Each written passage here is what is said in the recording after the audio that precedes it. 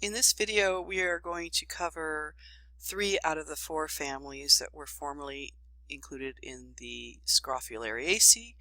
Another video has the Plantagenaceae, but here we're going to start with the PhryMaceae, or the lopseed family.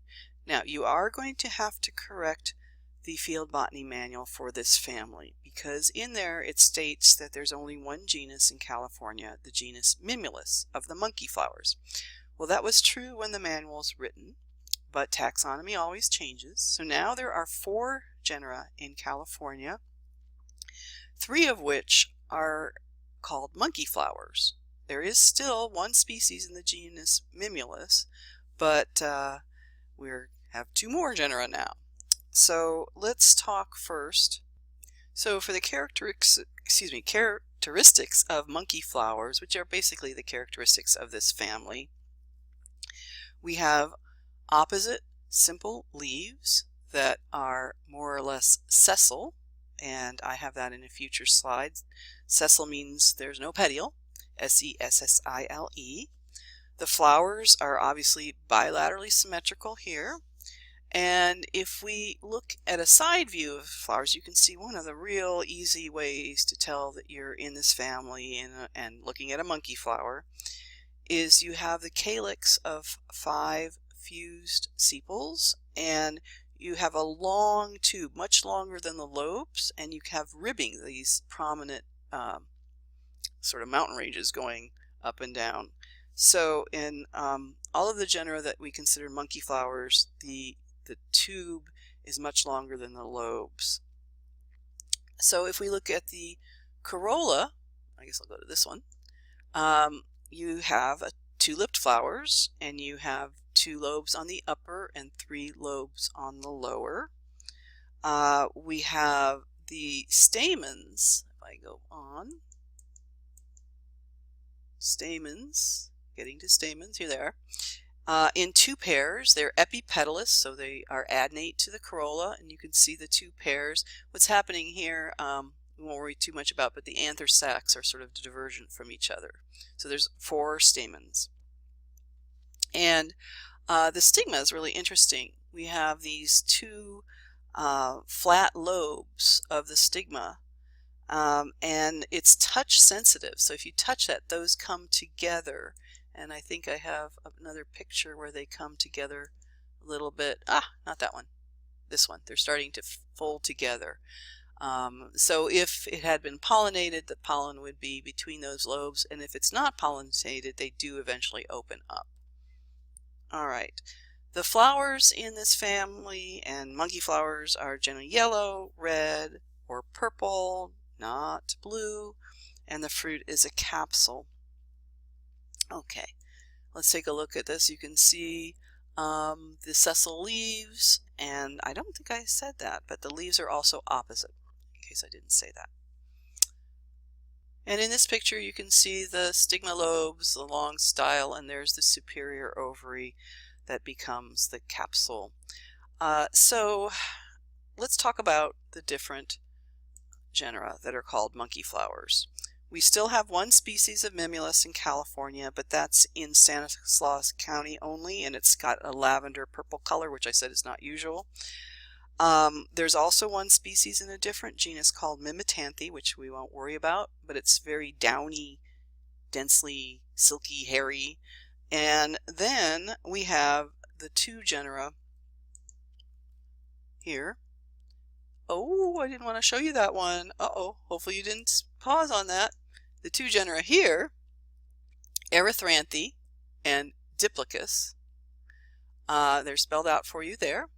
So most monkey flowers in California are now in those 2 genera. And so, what's the difference? Well, in Diplicus, you have the calyx tube much longer. Well, I usually say it the other way. So the pedicel is generally shorter than the calyx in Diplicus. The pedicel is shorter than the calyx. And in Diplicus, you have all the way from annuals to shrubs. And in Erythranthe, the pedicel is generally longer than the calyx. And we have annuals and perennials. There's a few other characteristics, but we'll leave it to that. So which one do you think this is? If you didn't already look at my previous slide. Okay, short pedicel compared to calyx. So this is Diplochus, and I'd like us to learn this species. This is Diplochus aurantiacus, sticky monkey flower, or as Jepson says, orange bush monkey flower, but no one says that. Everyone says sticky monkey flower because it is sticky to the touch, and it is a bush, and it has these beautiful orange flowers. Notice each lobe has a slight indentation. There's really only one other monkey flower you could confuse this with in our area, whether you're in the foothills or in the coast. I believe it's in both.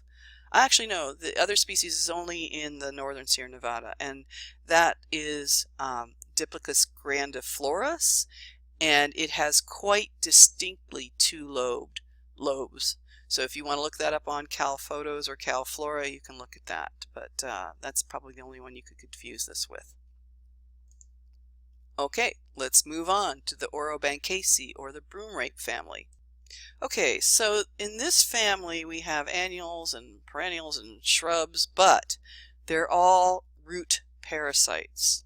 So they tap into the roots of other plants. They have a host plant that they're actually getting some or all of their food from. So they're either holoparasites, completely parasitic, not green like this particular plant, or hemiparasites, where they're going to be sort of greenish, and they do photosynthesis, so they make some of their food. Let's talk about the characteristics of the family with this, which is in the genus Aphyllon. You will have to change your field botany manual because it's been renamed since the publication, formerly Orobanchaceae. So if it is a holoparasite like this one, the leaves, you can't even really see the leaves in here because they're reduced to scales. The leaves are alternate and simple, but they may be dissected. They're not technically called compound, and that will be in the other parts of the family that are hemiparasites. The flowers are strongly two-lipped, and you can see the corolla right here. These are sepals. Strongly two-lipped, 2 lobes in the upper, 3 lobes in the lower. The calyx varies, but it is generally connate. And we have 2 pairs of epipetalous stamens, like in the other families that we've been talking about. And there's a superior ovary of 2 fused carpels. And the fruit is a capsule. Now, in terms of the stamens, I'm not going to worry about this, but 1 pair actually may be sterile. Okay. So here's another member of this family, and this is Castanea, which includes plants that are called paintbrushes and owl's clovers. This particular one would be a paintbrush. This is a hemiparasite. Now, these leaves don't belong to it, okay? You can see this purple coloring. A lot of the times the stems of Castaneas look purple or purple-green, but they're hemiparasites. Okay, moving on. So you should know those 2 genera, but we're going to encounter members of those in future PowerPoints. So let's go on to the Scrophulariaceae, the figwort or the snapdragon family. Okay, so if you look at your family characteristics on page 47 in your field botany manual, first of all, you know that this is a much smaller family than it once was, because it's been split into 4. So what's left is only 5 genera in California, but there's many more worldwide. So we have different life forms from annuals to perennials to trees. They're mostly glandular, and you can have round or square stems in cross-section when you do cross-section of the stem. Generally alternate leaves. So we're going to look at one that actually doesn't have alternate leaves. And the corolla and the calyx are pretty much like the other families we've been talking about, 4 to 5 lobes in each. You may have both types of symmetry of flowers, radial and bilateral symmetry in this family. Now this is clearly a bilaterally symmetrical member of this family. Ovary superior, capsules or drupe-like fruits, all in your lab manual. So this is the genus Scrophularia, and called bee plant, I think is the common name for the genus. But this particular species, Scrophularia californica, is the California figwort of the figwort family. Okay, so let's take a look at these flowers. They're pretty cool.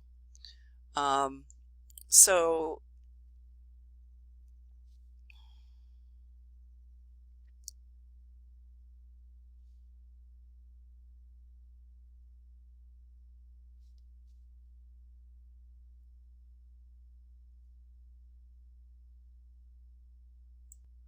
I apologize for that pause. No, your video didn't stop working. I thought I had paused the video. So we have, actually, before we look at the flowers, look at the leaves. So we do actually have opposite leaves in this genus, okay, even though I said they're generally alternate. The flowers are pretty cool.